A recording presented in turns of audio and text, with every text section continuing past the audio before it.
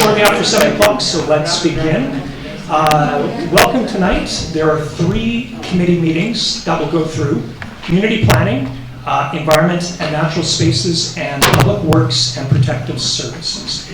I'd like to begin though by acknowledging that we are on the traditional territory of the Coast Salish people, and especially our near neighbors, the Chiano First Nation and also the Sauk First Nation. And so with that, I would like to call to order the community planning meeting for January 16th, 2023. So I'll begin with a question to the committee. Are there any additions to the agenda? Marilyn. So we have 2 pink items, the engagement process, as well as the correspondence from Michelle Jones to be added to the agenda. Okay, so the first pink, the engagement process, will go under the councillor's update, and the correspondence will be under correspondence. Yeah, so 7C and 8D. Exactly. Great. Okay. Thank you. And with that, can I have a motion to approve the agenda? Little, seconded by Councillor. All in favor? And opposed? None. Thank you very much. So we next move to public participation. Anyone for public participation?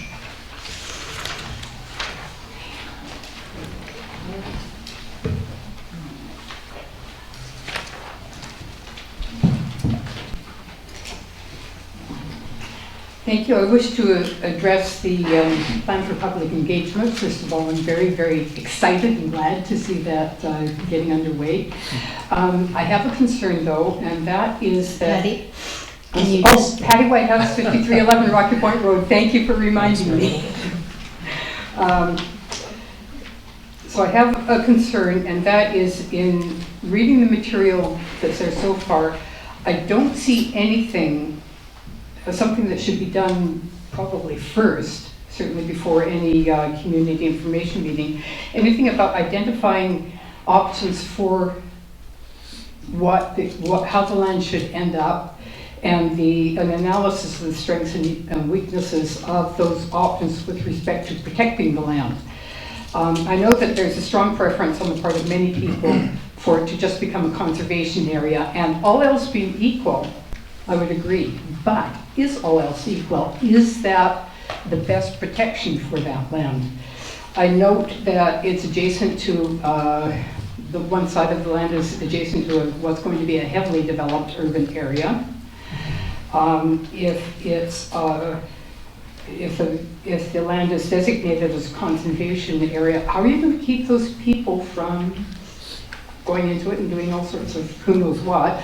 From Highlands, I know that land like that gets mountain bike structures built on it and people camping in it and all that sort of thing. You can post signage that will keep responsible people out. Won't do anything for the irresponsible people. We could have a patrol. How will they be funded? How would they get around the land since there are minimal trails on it? I even wonder whether developing a minimal trail system that does go through the land and allows responsible people to keep an eye on things so that they can report if there's something going wrong might be the best option. I don't know. But I would sure like to have those options identified and explored before the first community information meeting. Thank you. Thanks, Patty. Stephen Sawyer, 1498 Meald Road. I read all of the material so far that's available on the bufferland question, and I would just like to state for the record that I'm willing to participate on the committee that is looking into it, so please feel free to contact me whenever we get that set up. Thank you. Thanks very much. Anyone else for public participation? Chris? Just a minute. Chris Moehr, 4545 William Head Road, President APRM. I'm speaking on a very similar note, and know that you were all aware that this letter on tonight's correspondence agenda was submitted to Mayor and Council on December 18th, and for a number of reasons that meeting did not happen. As it's still I think, highly relevant. We do. I did ask staff to resubmit a slightly modified version for tonight's committee meetings. And to be honest, I'm not quite certain where it belongs. Certainly to community planning, but also to natural areas. So it's all the same folks, but please accept it for both committees. With your indulgence, I would like to read this submission, slightly modified, for the benefit of those who cannot attend or participate directly this evening. I would also like to add 2 very short bits that have come to light very recently, and I'll keep it as brief as I can. So, first off, on behalf of APRM, I would like to commend you all for your recent adoption of a resolution to make decisions and adopt policies that recognize our global emergency and biodiversity crisis. Thank you. That was exactly the right thing to do. This is in itself a great starting point, and perhaps now it's the time to put it to the test in the context of Metchosin's bufferlands. I will say that it's something of a revelation to be finally advised of Langford's commitment, according to our understanding of the land swap agreement, to ensure that the integrity of Aquifer 606 and similarly affected water courses, such as Metchosin Creek, to ensure by way of significant infrastructure to be installed within our bufferland zone. This I know you're familiar with. The perceived need for this term of agreement is, I'm sure as you're aware, it's completely understandable, but it begs a number of questions. Now, who exactly will be installing that required infrastructure? What will it consist of? How invasive will it be for Metchosin? When is it scheduled to take place? I understand some things have already happened. And at what stage with respect to Langford's development plans on the upper terrain? Most importantly, who is going to monitor this trespass and associated activity to ensure that it will meet Metchosin's standards and expectations? Further, what plan does Metchosin have at this point in time to deter or eliminate public access from the Langford side at least, so that our bufferlands do not become a park of convenience for Langford's adjacent, all too soon to be high density residential development. Under these circumstances, it seems prudent, you probably already initiated this, to request a detailed action plan from Langford addressing these concerns. And on another further note, it might well be a consideration to challenge the validity of the covenant placed on these lands, as it was not publicly discussed, to our knowledge, at any time during the land swap negotiations or the subsequent referendum. A legal opinion just might be in order. I will conclude by stating that we have solid reasons to believe that the concept of moving forward to a dedicated conservation area all too likely could be assisted by federal funding for our bufferlands, and it appears to have significant uptake within your community. Metchosin is again looking for leadership here. A prolonged public consultation period, I know there's a plan to initiate that, but until the latter part of 2023, the ultimate fate of these lands could cause Metchosin to lose this opportunity. Although I'm hearing recently that this federal assistance is in for the next 7 years, but still time is of the essence. Okay, we can be reasonably sure, at least previously, that our neighboring municipality of Langford will be keen to start on their business park and high-density residential development, possibly before we even get to the table. That said, if a way can be found to expedite the public consultation process, I believe it would serve, we believe it would serve Metchosin well. As a minimum, the new federal climate emergency program should be an integral part of any public engagement process, which I'm sure you folks are taking into consideration. So we ask, APRM asks, that Mayor and Council take these questions and points into serious consideration in your upcoming deliberations and actions.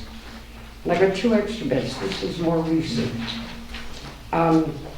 With respect to a comment made at a previous, I don't know if it was council or committee meeting, in regards to the lack of first growth trees on the lands in question, some of our folks are very conversant with that area. I'm not one of them. No, there isn't. But I seriously doubt that Metchosin has any left. But the curious thing about trees, left to their own devices, they grow. And it's probably time that we collectively start to think about the next generation and the one after that in that context. Secondly, as reported in the Times-Colonist, I don't know, a week, 10 days ago, the federally potentially funded conservation spaces have recently been applied to a very small parcel on Sydney Spit, as small as 11 acres. So size does not seem to be a consequence. That's very good news. And quite frankly, 112 is a whole lot more than 111. And I believe it was to protect a small wetland. Just thought you should know, I think there's opportunities here for the entire district. Thank you. Thanks, Chris. Aneita. Aneita Strauss, 1195 Woodley Hill Drive. Hello.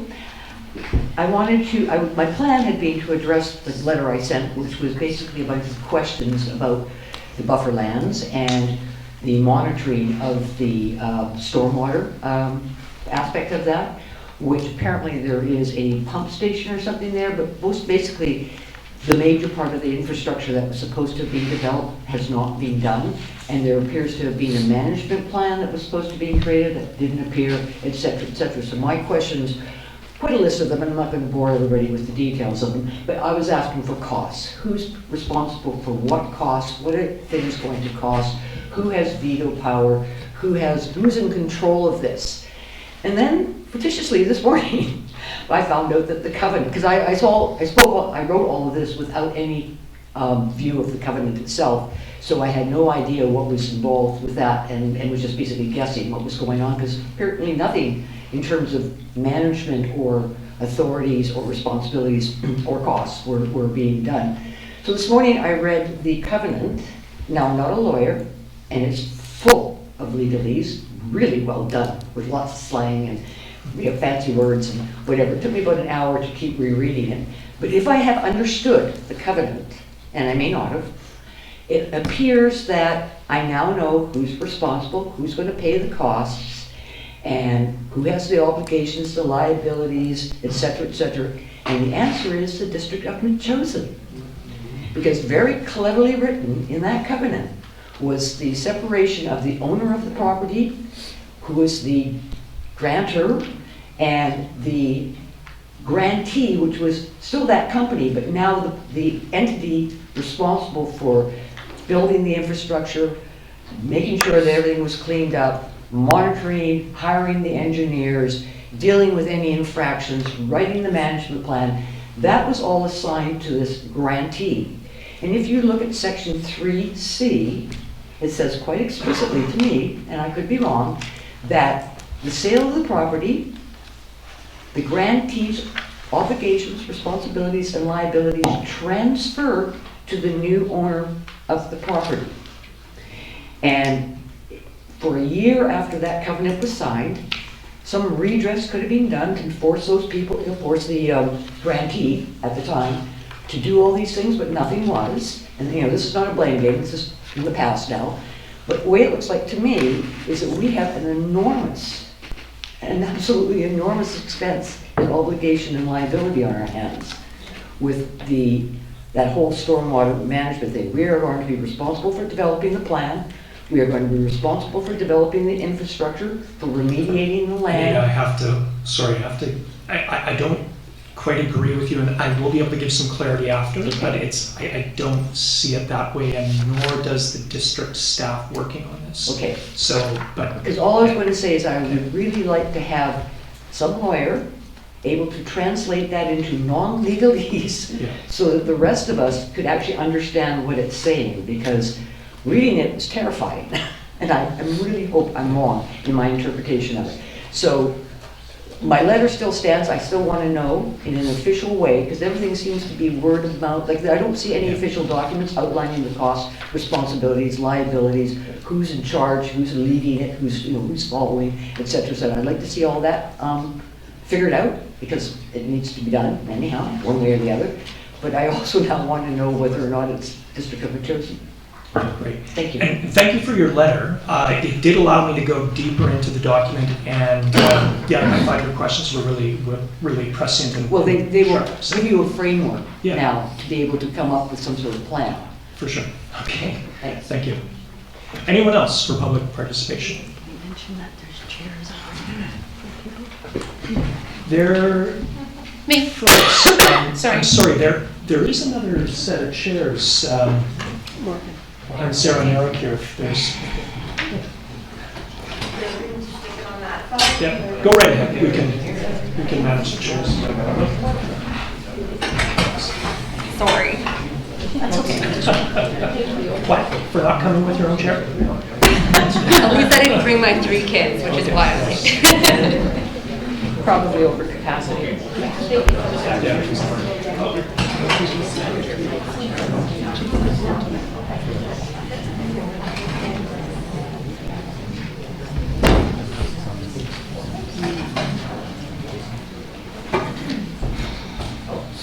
And Jay, can you make sure, Jay, make sure that window's open, we've got a door open there. Yeah, it is. Yeah. Okay. Please continue. Karen Watson, 1290 Boulder Path Road. I've heard of you. Yes. Further to the land swap and information that was not divulged to us at the time of the referendum, I'd like to draw your attention to the maps that were given to all of us about the Greenspace, Metchosin Greenspace, which extends right down here onto Moehr Road. So that's what we voted on. A few months later, there's a notice in the Gazette, notice of disposition of option to purchase. Lot E, section 108, civic address 1165 Moehr Road, owned by Key Corp Industrial Developments, which grants the district the right of first refusal. So why, when this is all Metchosin green space, was this small section of a little bit less than 5 acres still owned by Key Corp after the referendum, and Metchosin has to purchase it from them? If they don't purchase it from them, then Key Corp has the right to sell it to whomever, unless Metchosin chooses to buy it. So the property has been sold, so there's nothing we can do about it, that's fine. But what really irks me is that we voted on misinformation. We were misled. And I think that at the very least, I would like you to look into it a little bit further and see why this happened and how it happened, because I'm quite furious about it. It's not right. And I do support the green space remaining wildlife corridor, whatever, and if we want to protect it from the Neanderthals, then have Langford build a fence. Thank you. Thank you. Anyone else for public participation? Okay, going once, twice, 3 times. Okay, thank you very much, everyone. Okay, so we'll next move on to the adoption of the minutes. And I actually do have a change to this one, to the minutes of, where are they? November 21st, 2022. November 21st, 2022. Just in, excuse me. Sorry, in section 4, I would like a change to my councillor's update. And the change is really just to reflect that the planning committee is not going to do everything. We're not going to look at fiscal planning, climate change, water, green space, housing, agriculture. That's going to be done by the rest of council, like through their various committees and their activities. So the change, and Tina, I can give this to you after, would be the committee will also be looking at strategic planning for strengthening Metchosin as a rural community, period. And then after that, more broadly, council members will also be looking at long-term fiscal planning, climate change, water, green space, housing, etc. So just break that up a little bit more. And if there are no other comments, I wonder if I could get a motion to approve with that amendment. So Councillor Donaldson and Mayor Little seconds. And any discussion on those minutes? Call the question. All in favor of adopting the minutes? Thank you very much. And opposed? None? Great. Thank you very much. Okay, so the next item on the agenda is receipt of minutes from the Dogs in Metchosin Working Group. And we'll be addressing this a little further on, but right now all we want to do is adopt the minutes and we'll be able to talk about them further. There will be some action. So Move adoption. Councillor Rett moves adoption, seconded by Councillor Donaldson. And discussion, hearing none, call the question. All in favor? And opposed? Thank you very much. So adopt. Okay. So no business arising. Okay, staff report. Excuse me. Okay, so item 7A is a variance for 4080 Dupree Drive. And so this is a variance for an attached secondary suite. The variances that will need to be addressed are to reduce the minimum common wall definition to 6.25 meters, from 6.25 meters to 3.2 meters, and then reduce the rear yard setbacks from 10 meters to 3 meters. So now, regarding this variance, I want to open it up and hear from the committee, but I should point out that what is common practice over the years from the past council is that before any decisions on an application are made, that two things would happen. So notices of the application would be sent to neighbors within 60 meters of the residence, and that a site visit by council would be booked. And so that would be my recommendation to move forward. But with that, I will just turn it over to the committee for further comments.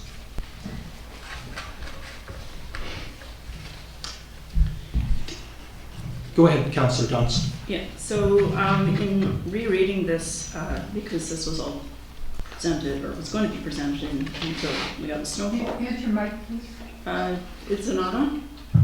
Maybe. Yeah, you got Okay, I it. just need Talking to to you. speak up. So going through the package, I did notice also that the Board of Variance has already looked at this. Yeah. And Yeah. has refused this variance. So I would like to know the reasons why. Okay. Mayor Little. Yeah, I can shed some light on that. So the Board of Variance did meet. They did, as you say, they did refuse it. The board discussed this application as a major or a minor variance and advised the applicant that the council was that the committee, or sorry, that the council was the only body which could consider granting a major variance. So they asked the applicant to bring this forward to council. So it was denied. It was refused, but they made no comment. It was major versus minor. So the decision about this is up to council. So they did make some other comments in their minutes as well regarding the 3 meter setback was a minor variance. The common wall variance was presented a major variance, and those were their comments. Okay, thank you. Great. Councillor? I'll move option 1, request that staff send notices to landowners within 60 meters of the property, informing them of the application in the February 2023 council meeting, when issuance of the permit will be considered. In addition, I would like to add that we have a site visit. Great. Do I have a seconder for that motion? So Councillor Gray seconds. Any discussion? Councillor Shukin, I wonder if we might get some information from the planner about the reason for the 20-foot or 6.25 meter common wall requirement. Like what exactly, when we change that, what are we doing in terms of the rationale for that requirement in the first place? Okay. So if that could be included in our next package, that'd be great. Great.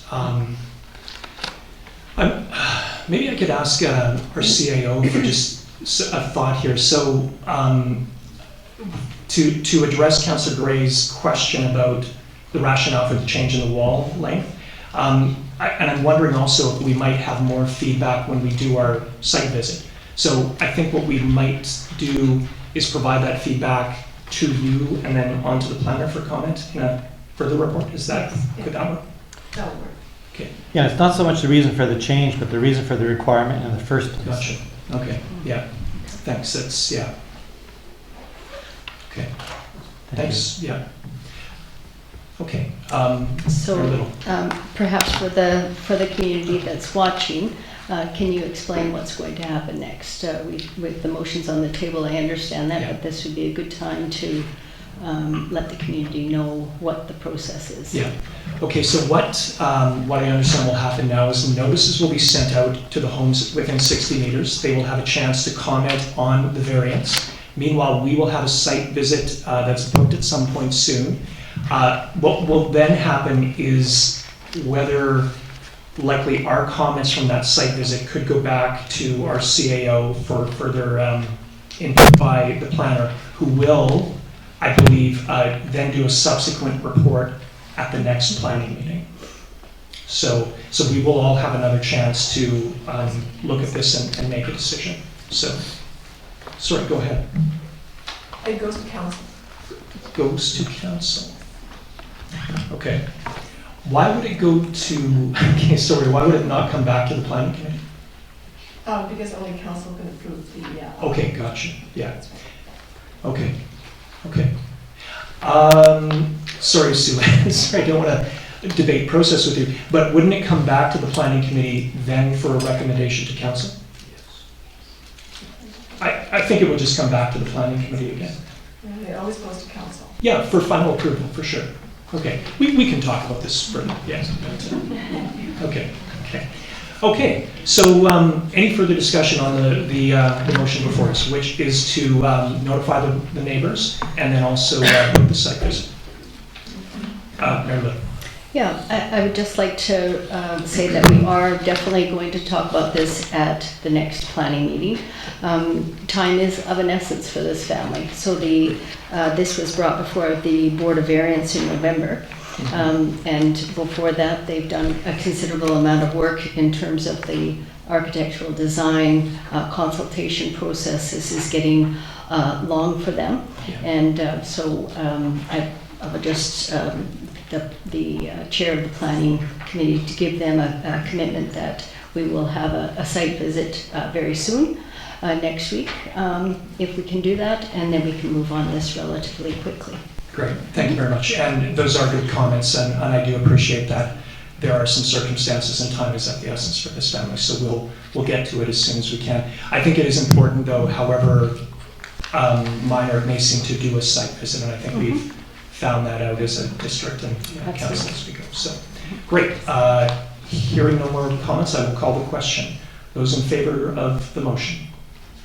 And opposed? Thank you. That passes. Good. Good.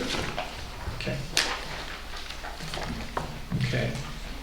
Okay, item 7B, the Weir's Beach stairs. Okay, so before us is a report from our engineer, and as you may recall, excuse me. The stairs were closed and the trail was closed last year due to poor condition and concerns about safety. So Mr. Hurley, our engineer, has come back with 2 options to address this. So option 1 is the construction of prefabricated metal stairs, and this comes with an estimate of $50,000. Option 2, which is to fix and replace the current stairs and trail, that has an estimated cost of $15,000. And of course, the timing here is impeccable because we are in the midst of budget discussions as well. So I do want to note that we have heard from nearby residents, both those who live adjacent to the trail, and we've heard about, and those who visit the trail as nearby residents. And so we've heard about parking issues, traffic safety issues. We've heard about garbage on the trail, the noise that happens as well. And we've also heard about concerns about the trail being potentially closed for a longer duration. So I do have an approach that I would like to raise with the committee, but I would like to turn things over for comments before that. Or maybe you want me to throw out my... How about your approach? My approach. Well, I think the thing to do is to turn this over to PTASC for deeper consideration. There are parks and trail specialists. It would be great if council has, or sorry, the committee has comments that we could bring to PTASC.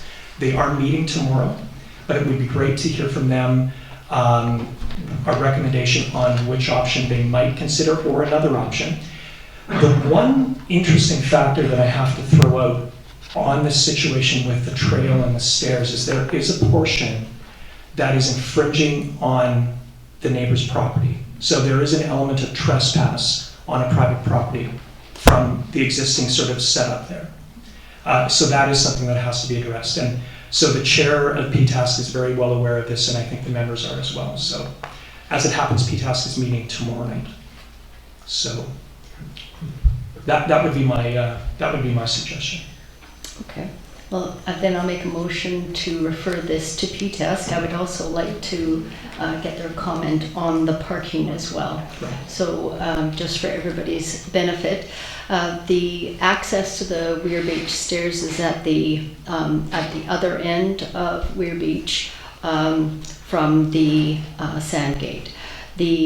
Across the street from this statutory right-of-way, there are spaces for 4, maybe 5 cars. Sometimes they're squeezed in a little bit more.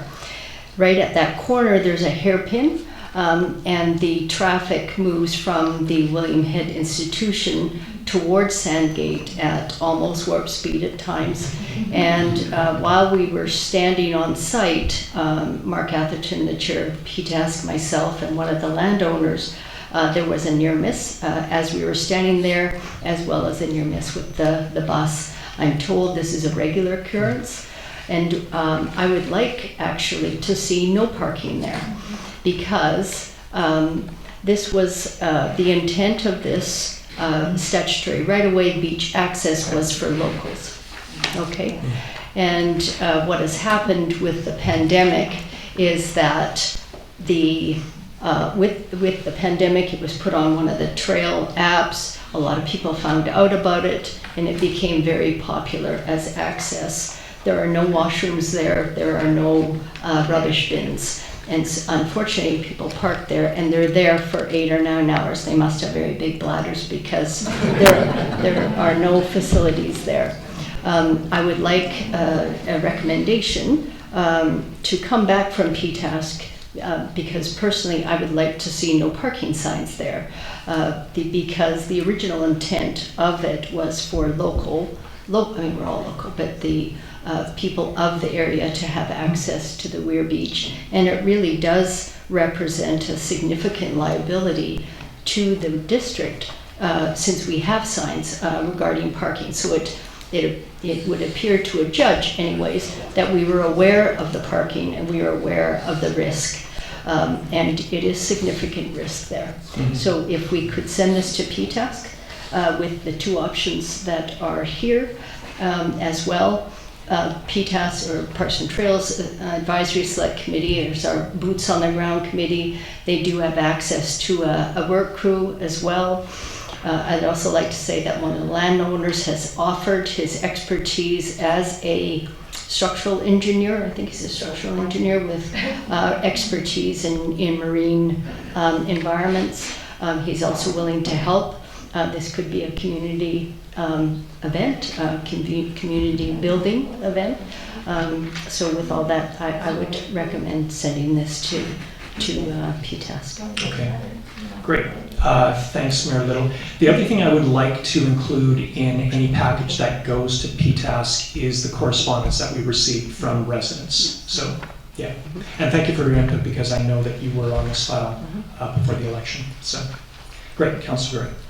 And if we could ask PTASC to set this up in the sense of their priority list, all the projects they've got, where would it fit in their priorities, and also in terms of budget, Okay. where it would fit in terms of budgetary priorities for them. Thank you. Okay, yeah, makes sense. Great. Okay, there was a motion on the floor. Councillor Donaldson, sorry. Okay. So I agree with that. What I had read in the report as well is that there wasn't acknowledgement that this actually is a neighborhood connector trail and that it didn't go anywhere. Well, in actual fact, it does. It does connect. Not too far from there is the Weir Trail, which then goes up to the Pearson Trail, Galloping Goose. And if you're really energetic, down the Goose and Lombard and back, it's a really great loop. So we do have neighborhood connector trails throughout the community, and this one has always been quite integral. I've used it a number of times. The parking is definitely an issue. Oftentimes people are parked in the bus parking area, so the no parking would be, I think, an asset, especially for the residents in that area. Great. Thanks very much, Councillor Gray. But we're asking for their advice on parking at the moment, not asking for advice on no parking, but just generally, what do we do about parking? I think the options for their advice are pretty broad in terms of parking, Yeah. no parking or parking. So, funny thing about parking, I think the more you offer it, the more cars are going to come, the bigger the problems are going to be. So, but Mayor Lee. Yeah, I also just thought that the next question will be asked was if we could put in rubbish bins and washroom facilities. The Parks and Trails and I met in the early part of last term in, I think it was spring of 2019, with the CRD parks. And the Parks chair was there, our Parks and Trails chair was there. They did tell us a lot about what their experience is with public washrooms. They recommended that we not go that way because it's terribly expensive, not only to maintain, but also to install, and they're often very abused. But I think PTASC could give you more of an explanation, because I suspect that's would also be the next letter that we'll receive. Okay. Okay. Great. Thank you. Okay. Motion on the floor. Any further comments? A question. Okay. So we're in the middle of the committee meeting right now. Okay. I will make an exception. It's just that a number of people have showed up tonight to speak to this. And they are not able to attend the meeting tomorrow, and two of them have lived in that area for 40 years. One of the residents, her husband was instrumental in taking the rope out and putting the stairs in, with a municipal permit, by the way. And so I just think that it's fine to push it over to the next committee, but you're never going to get the history unless you listen to people and put it on the record. Okay, so Michelle, that's why we have public participation. It is an open forum. It goes for 45 minutes. And we're not, sorry, I hear you, and I have read the letter that you sent, so I appreciate you giving some background. I'm not going to take any further comments, and the reason is we have a very busy agenda tonight. So I would just ask that the next time this comes up, that the people take the opportunity for public participation. I guess if we still know that you had to do that, then we would have. Actually, so don't forget, this is going to go to the Parks and Trails Committee. They're going to make a recommendation. It's going to come back to this committee for discussion. So there'll be further opportunity to discuss. And you're right, it is at public participation that people usually bring that forward. So there will be an opportunity once we hear back from our advisory committee. So we're not saying no. We're not saying no. These letters will be forwarded to the Parks and Trails. That is the process. So again, what I would suggest, and I'm sorry that you know we don't want to deny you opportunities. We do have a full agenda though. So two things: please write us, and then also there is public participation at the PTASC meeting tomorrow, which is in this chamber. Well, some of us have to work tomorrow, Okay. so we can't. Yeah, no, understood. Okay. Okay. Thank you, Councillor And Thomas. we do have emails and phone numbers on the website too. Yeah, please reach out. And not only did the council approve the previous, so did they approve the scouts to repair that trail in 2014. Okay, no, understood. Yeah, Okay. yeah, there will be another opportunity to provide that information. And yeah, okay, thank you. I'm going to call the question. Those in favor of the motion, and the motion being to refer this to PTASC with a reference to parking and other matters as well. All in favor? And none opposed. Thank you. Okay. So moving on to Councillor's update. Okay. So the first item on the agenda is a request to begin a formal engagement process regarding the future of the bufferland. So without realizing it, perhaps, we have now crossed the 12-month threshold in terms of when the possible sale to the CRD of the bufferland came to light, and that was in October of 2021. So that's over a year. It surprised me. The response to that plan was immediate and highly critical, and public was highly critical of the plan to sell the land to the CRD. There was discussion at that time about the need for public input into the future of the bufferlands and how this would be managed, how the lands would be managed. And Councillor Marie Teresa, she was at that time, was a champion of involving residents and community members in that question. And I remember you saying this should have happened well before these negotiations began. Tonight, I would like to take the first step toward a formal and cohesive public engagement process regarding the bufferland, and a proposal is attached. It's on, well, it was on page 19 of the former agenda, but it's now delivered as a pink, as I understand it. So let me walk you through the basics. So what's proposed is a process with two core components. The first is organizing a working group to identify and evaluate management options for the bufferland.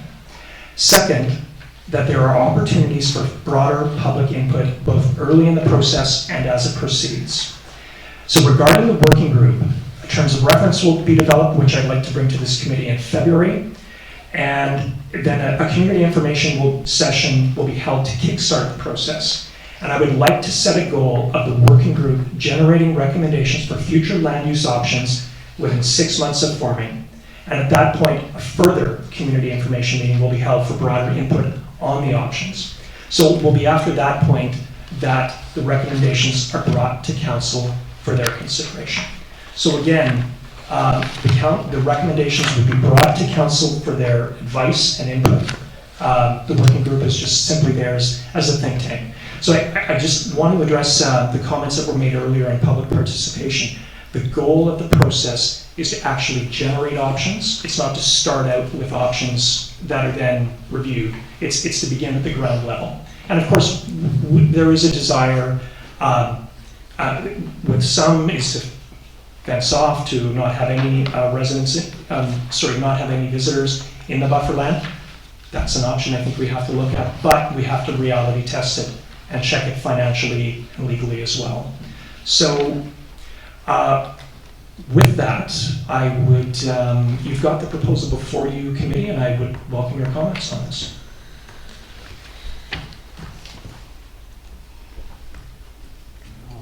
Councillor.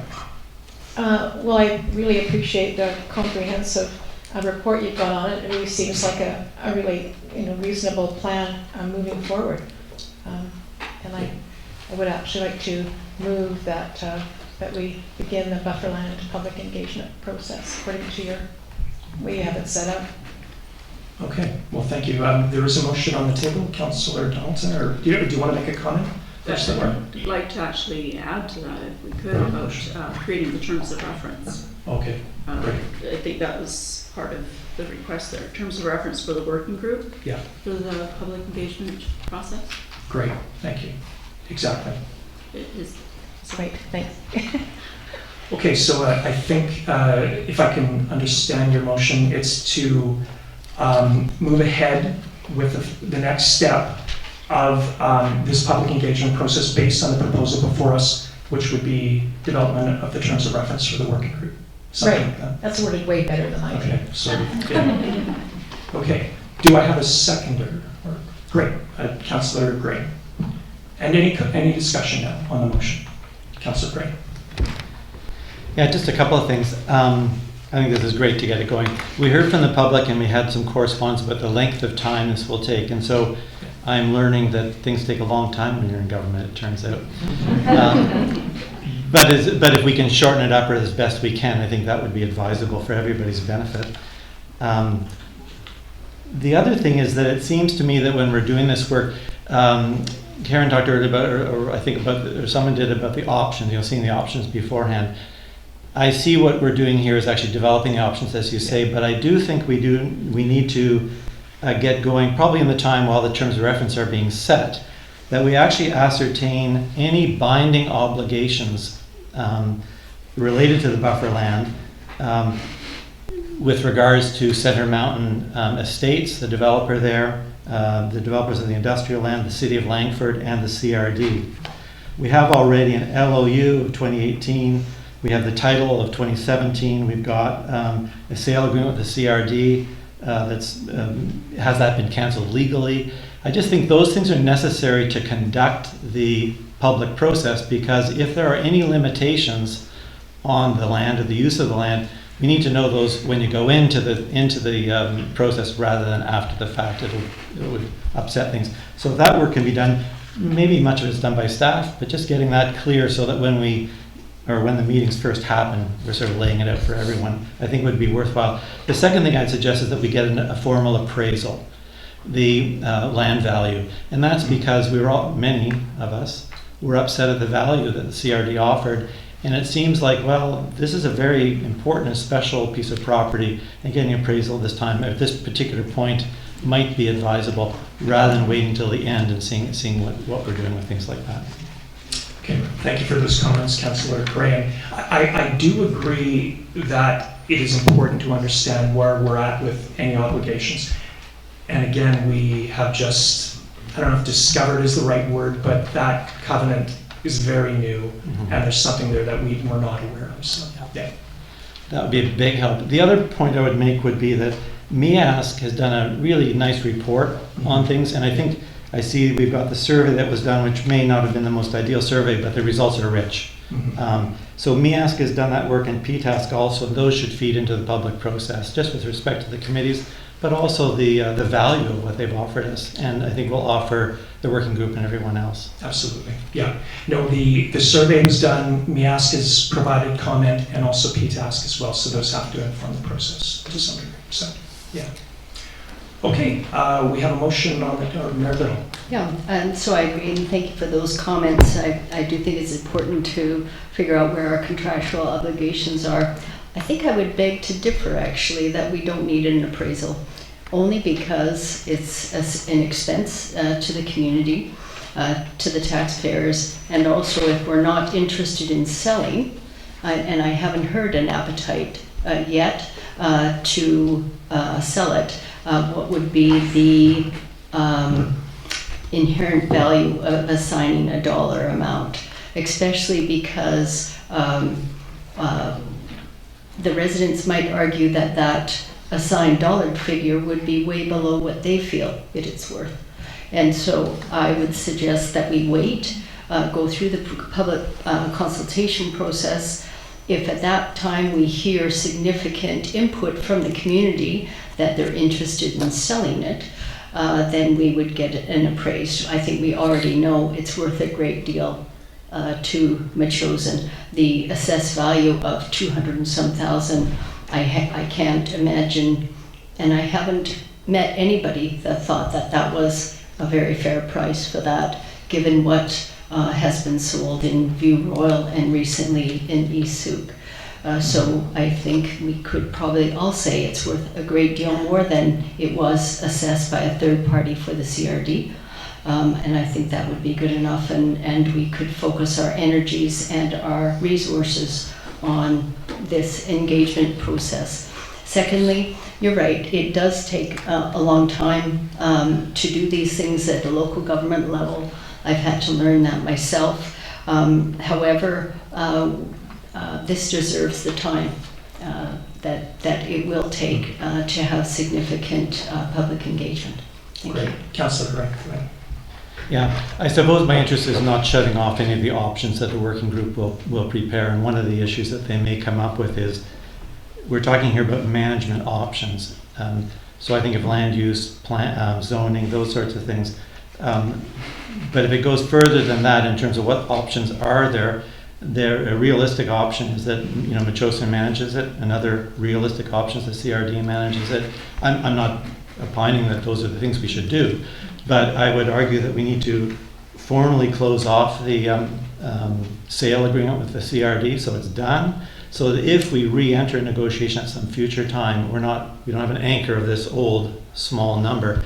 The appraisal, I'm sort of a view we should probably be appraising any of the district's lands, so we know what we've got. Okay. But that's more of a baseline issue, and I'm not sure that the cost is that great. But yeah. I'll just provide you that advice, and we can think on it. Okay, yeah, sounds good. I'm just going to make one comment. I have to say I'm with Mayor Little. There might be some broader value in doing an appraisal, but in terms of the buffer land at this state, I feel like that might presume an outcome, which I don't think we're at that point. So, but go ahead, Mayor Little.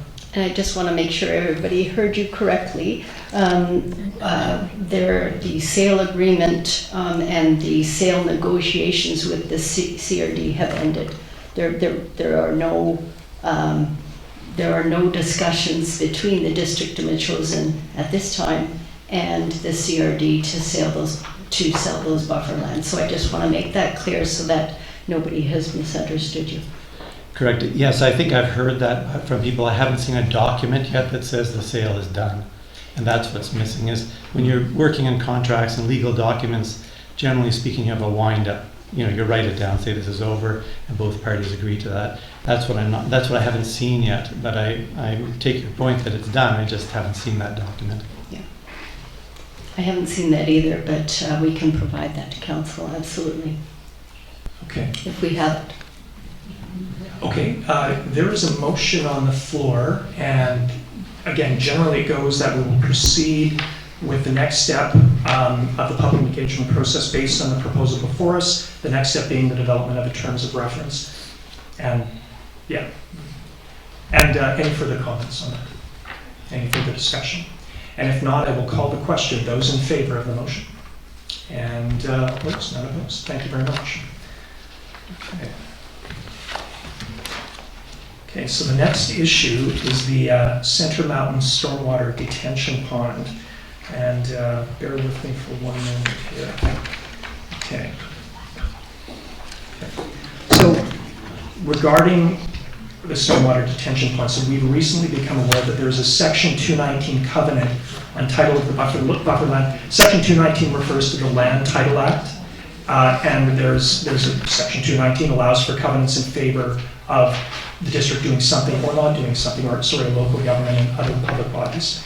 So there's a 219 title on the buffer land that allows the developers of the Center Mountain residential development, so this is the residential development, to construct and maintain a stormwater detention pond within the buffer land. So this information became known in early December 2022 to myself and others on council, and there was a decision made to share this with the public at the earliest opportunity, and we were going to do that at the meeting that was canceled in December. Now, we all know that the buffer land has generated considerable interest over time, and we also know that the buffer land has generated a considerable number of surprises. So we learned that there was a letter of understanding about a trail that the developers were to be built, and that was what Councillor Weir was referencing earlier. Then we learned of the proposed sale in October 2021 to the CRD.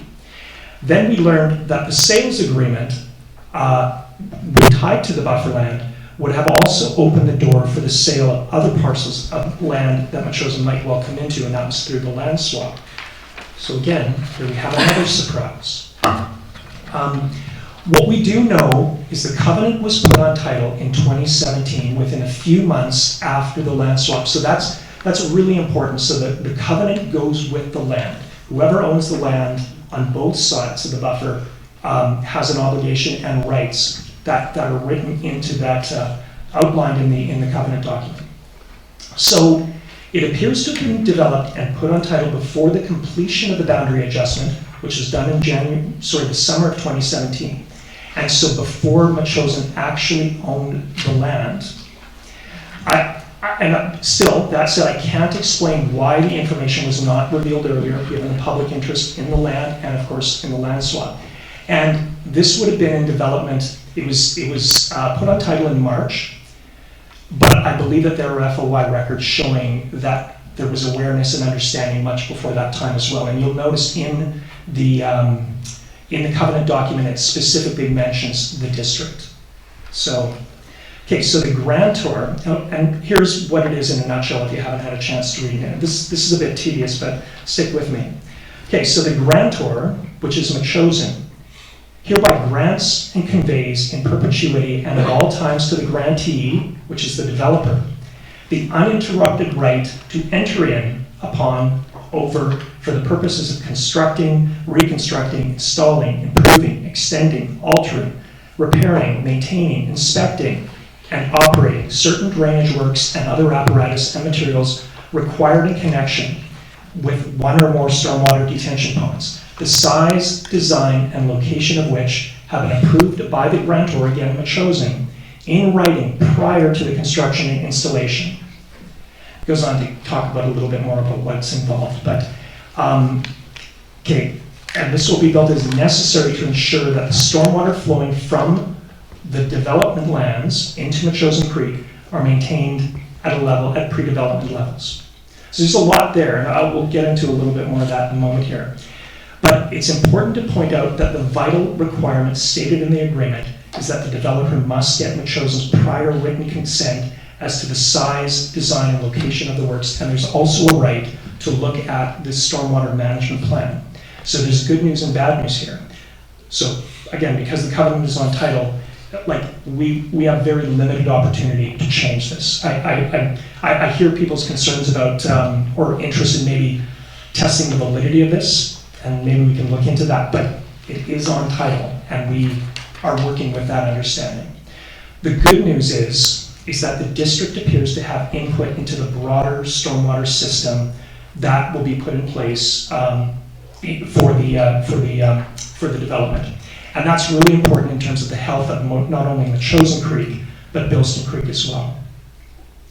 Okay, so the intent of sharing this information tonight was to bring to light a major encumbrance on the bufferland, particularly as we look toward the future, what the bufferland might look like. Okay, so I have two thoughts about an action here, and I'm sorry, this came to me before I finished up my agenda, so I put the action down as to be determined, and I'd like to throw those out, and then maybe we can talk further about this. Okay, so now I don't want to tax our legal budget too much, but I think that there's room and value in having some legal advice and some focused questions related to the Section 219 document, and we can get into that a little bit more. But I would like to make a recommendation that we, as a committee, prepare some questions that we believe are outstanding with this title document and get some clarity from our legal counsel. So that's the first option. The first action. The second is that I believe that we need a further reference point to what's approved than simply our municipal engineer, who I think is competent and who's doing a good job in representing our interests. So what I would like us to consider on this matter is that we look at an approach that would have larger stormwater infrastructure and the works there reviewed by MEASC prior to the approval by your engineer. It's not before the engineer gets it, but it's before he approves the works, such as he does. Now, this could be done very much in a way like a subdivision policy, which is very short. We have a policy on the books that any subdivision over 4 houses is automatically referred to me as. That's a policy. And the reason that's important is normally politicians have to stay out of subdivision approvals. And I think there's a whole body of law, not just in BC, but throughout Canada around this. So we shouldn't be technically involved in approval or non-approval, but we can set policy.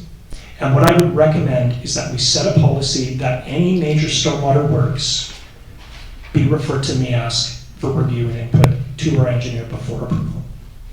So those are the 2 actions I would put forward here. And I would open it up to the committee's thoughts and input. So, Councillor Gray, looks like you want to speak. Sure. I'll move that the title document be referred to legal counsel for advice. Okay, do I have a second? Councillor F seconds that. Could we end discussion on the motion? I would just say the reason why, as Aneita had looked at it, it's a very complicated document. It actually is an agreement between the company itself and Metchosin. And the company itself do a bunch of things in the document. You think, what's going on here? You can look at it. It's a confusing piece, and it would be very good to get very clear who's obligated to do what. Yeah.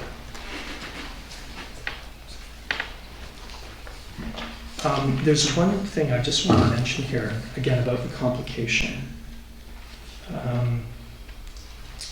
Sorry, I think it was 2 of Anita's questions. My particular interest is over time, who does what. You sort of got the picture that this company will build the facility, but what happens then?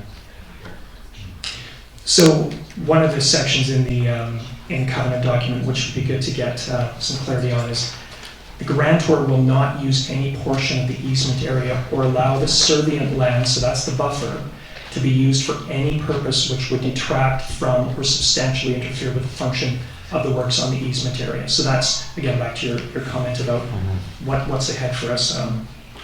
The other thing that I'm curious about is who owns the stormwater works after the land begins to be sold. And the simple answer might be Langford, but I don't know if that's totally clear. That Langford is not mentioned in here. And there's reference to a strata company as well, that if it becomes a strata, what happens then in terms of ownership? So I think that's an outstanding question. I thought I had written that down, but I appeared not to have. So, but again, there are a number of questions. I don't think we have to spend dozens of hours on this, but I think there is a few things that would be great to get clarity on. So, So I'll second that motion. You've already said, okay, sorry. If I could speak to that. Please.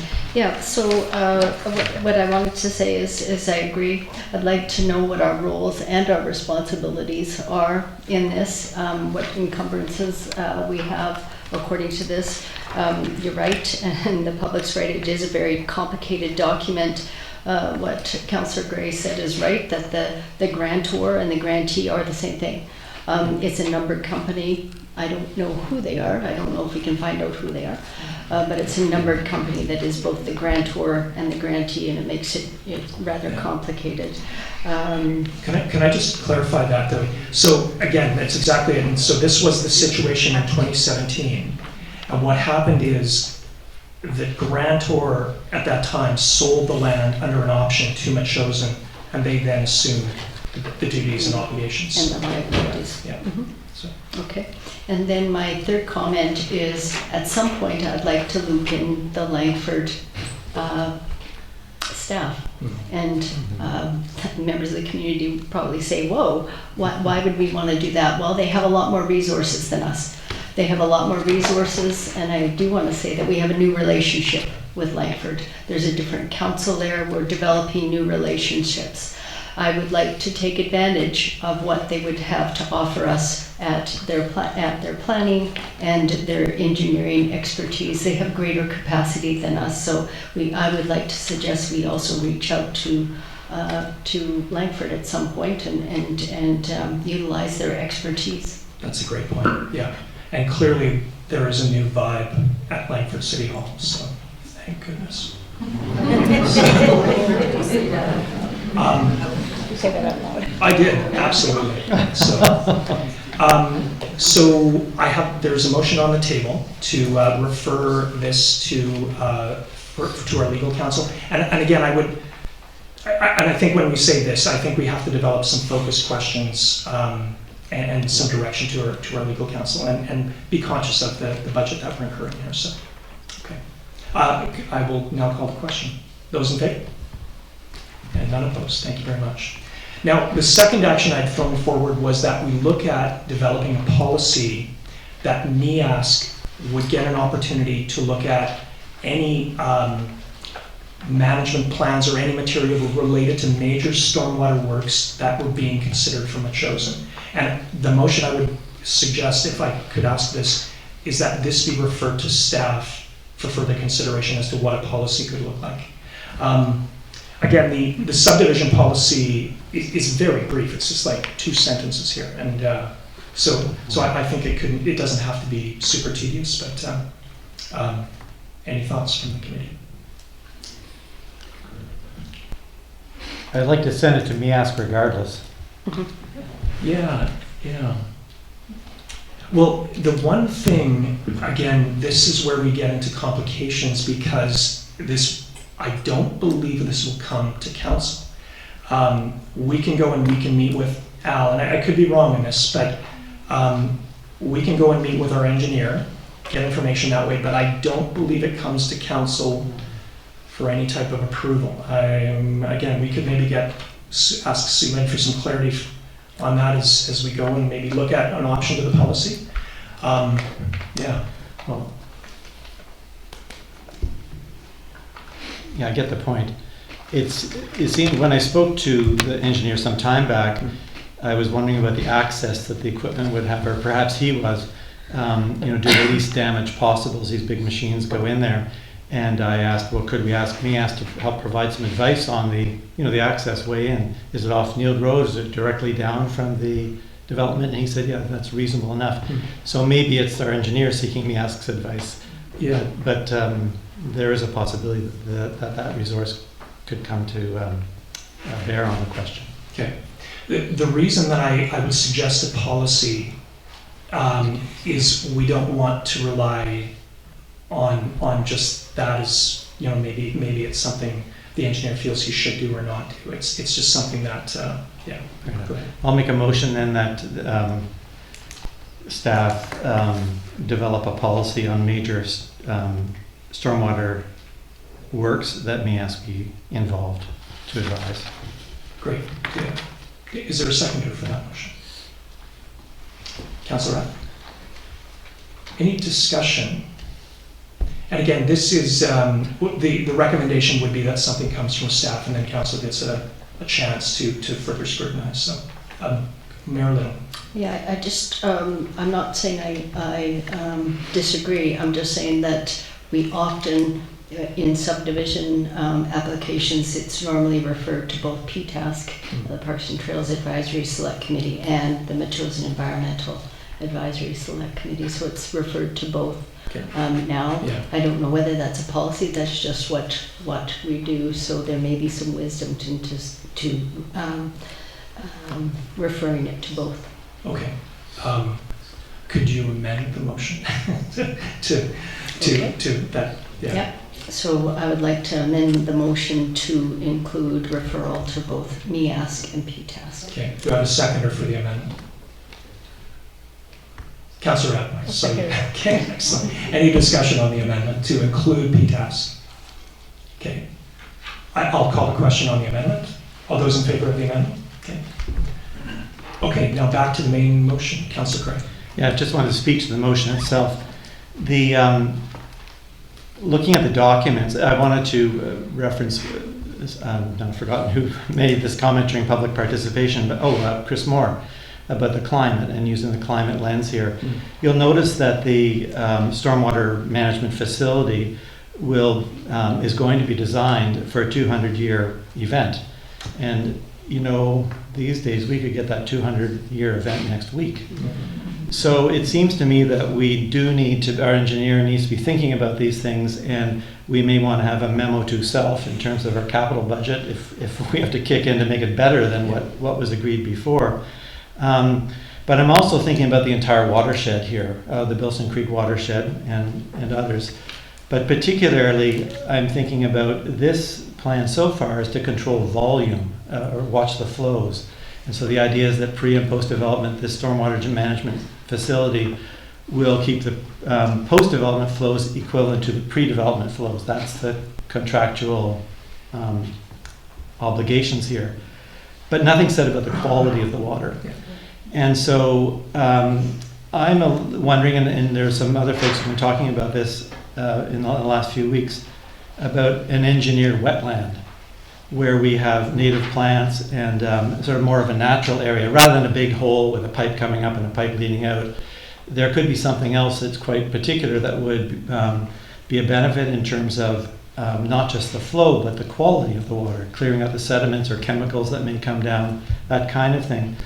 So an engineered wetland might be a much preferred solution for us as compared to just a mechanical type facility. And I think MEASC might be a first step along that path.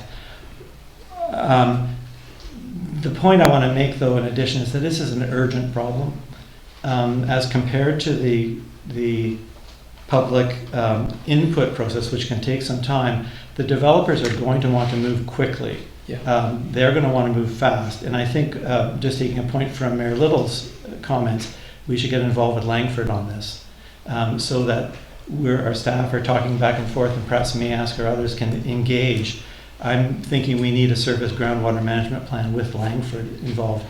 This is to do with what we're talking about, as far as we know, is to do with the residential development, but the industrial development will put drainage into Bilston Creek one way and Metchosin Creek the other. So there's lots to be done here, and I don't have a plan exactly, but I think the MEASC referral is a good start, and I wanted to raise some of these other issues tonight just so you knew where I was coming from in terms of MEASC's involvement. Great. Well, the one thing that I wonder about as well is post-construction monitoring, performance measures. So how do you know that your system, of which the detention pond is only a part of, is actually working? And that's, as you say, that involves quality monitoring as well in Bilston Creek. So, Marilyn. Yeah, I just wanted to point out that we have excellent advice from our engineer who comes in once a week, but he is a civil engineer.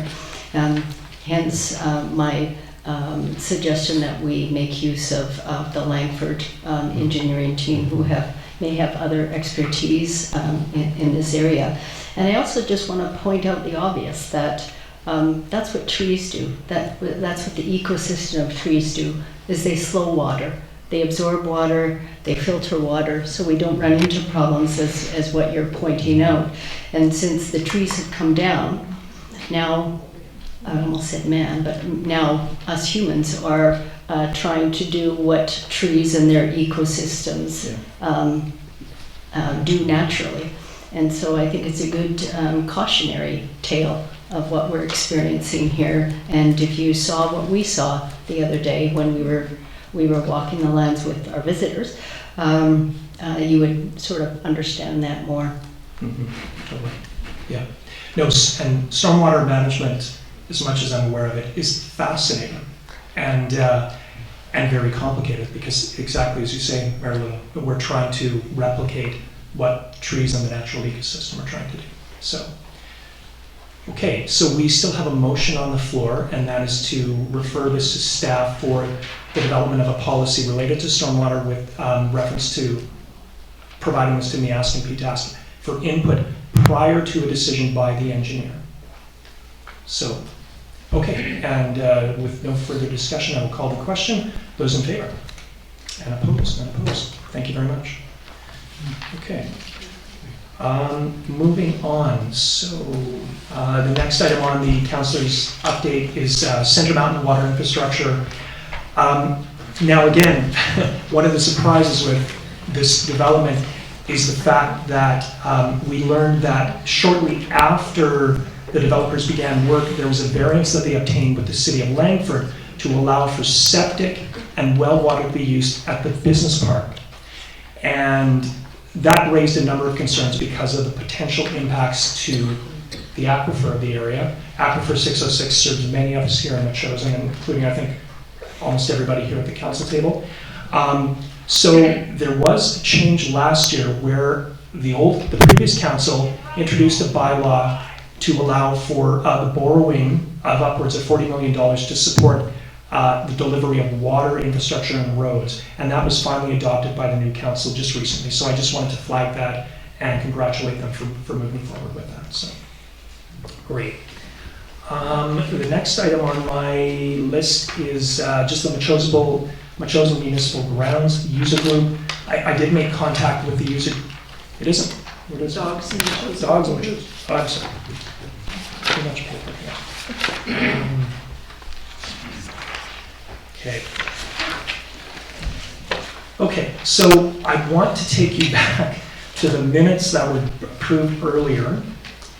And there is a request from the Dogs Working Group that this be referred to staff for inclusion in a revision to the Animal Control Amendment Bylaw. And so the actual request for a motion is that the committee refer the minutes to staff to allow for the recommendations to be considered for inclusion in the Animal Control Bylaw. So this, again, this goes back to, Page 6. yeah. So all we're doing, if may it please the committee, is to refer the minutes to staff so that we can be put into a draft bylaw that will come back probably to this committee for consideration. So again, we're not approving the concepts or whatever. It's just that we're moving it on for consideration in the bylaw. So, So moved. Councillor Donaldson has moved the motion. Any second for this? So I just want clarification on the process here. So the previous council tasked the Dogs and Metchosin Working Group to come up with recommendations. They've come up with these recommendations in addition to the other recommendations. They're asking this to come to this committee for comment, whether we want to comment, and that will be referred to staff to add those changes to that bylaw, and that bylaw will come back to this committee. Is that what you're asking? Well, right now, I think all I'm asking is that the minutes that we approved go to staff for consideration into a new bylaw, into a revised bylaw that we will then have a look at. Okay. Yeah. Mm-hmm.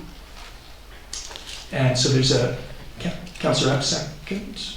You seconded the motion? Yeah. Okay, great. So we have a motion on the table. Any discussion? Okay, hearing none. Can I have a motion, or I will call the question. All in favor? Okay, thank you very much. Okay, so the Metchosin Municipal Grounds User Group, just quickly, I reached out to everyone before the new year and just mentioned that we will aim to have a meeting as early as possible in the new year. And again, I mentioned that Mayor Little has suggested that we look at a new name for the group, and it's, it sounds, I agree. The users group harkens back to, something maybe not so positive. So, I also want to mention that in the package there is the Metchosin Greenspace Community Survey, the Bufferland Survey. It's there for information.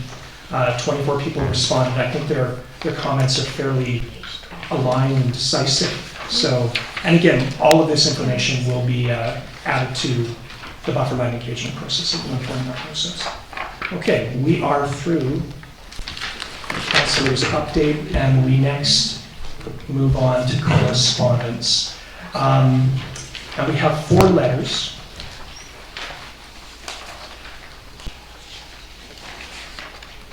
And if I could, I don't know if I want to get too deeply into all of the letters, because I think we've talked at length about all of the topics.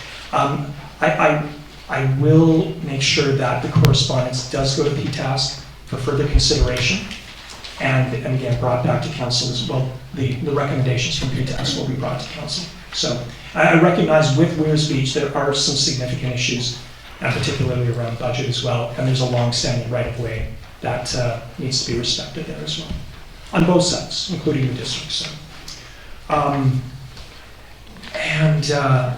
Next letter is from Aneita Strauss. And Aneita, I hope I've addressed many of your questions, and there will be much more to talk about as well as we move along with the engagement process. Thank you.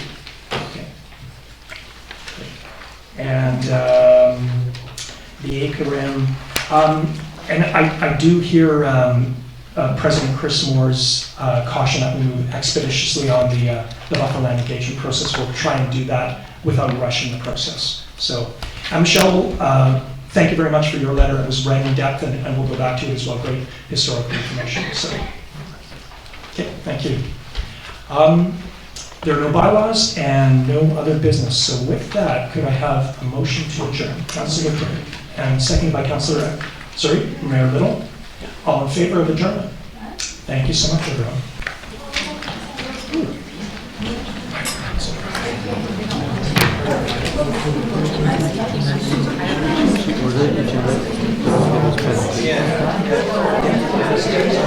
I don't mind.